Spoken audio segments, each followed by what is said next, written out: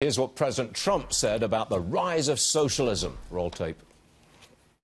Here in the United States, we are alarmed by the new calls to adopt socialism in our country. Tonight, we renew our resolve that America will never be a socialist country. I like to lay red meat on the table for my friend Larry Kudlow, who is also the National Economic Council Director. Larry, when I heard the President say that, I stood up and cheered, because that's what I'm all about. I guess you did too. Go at it, please.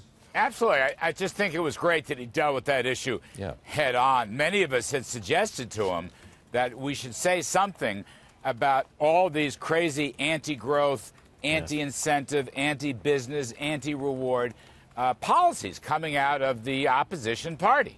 And, we should have a generic statement at a minimum. And so there you have it regarding socialism.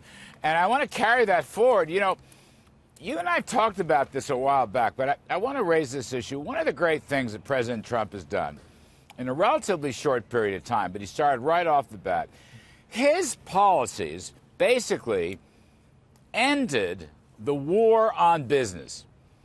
And the prior administration was conducting a war on business, not only in terms of overregulation and taxing, which is bad enough, but in terms of attitudes, what you say about businesses. And I don't want to go deep into the partisanship here. That's not my intent. But what I'm saying is I believe President Trump really changed the whole psychology of large and small business men and women. And that's one of the reasons his plan has paid off and that we're growing above 3%, which, as you know, virtually nobody thought would be possible. So I think the psychology here is so important. And hence the statement he makes on socialism is another reassurance that we will not go down that path and that we, America, we have always been a nation of entrepreneurs who thrive for freedom and the incentive model of growth. That's why, when the President spoke about the economic miracle, the Democrats could not respond positively because they are still the anti-business party, and I think they are the socialist party. I don't think I'm going too far there. Their leading lights all want a degree of government control over all aspects of your life, and they all want a degree of seizing private property. I think they are the Socialist Party of America. Am I going too far? Well, look, no, not really. I certainly wouldn't argue against it. I would just say this. We used to have a term. What was our term? Way back when, in the good old days when we were fighting Soviet communism, I think there was a term called creeping socialism. Do you remember that? Creeping socialism? I do. So your point is well taken in that respect. I mean, I was just going through this morning.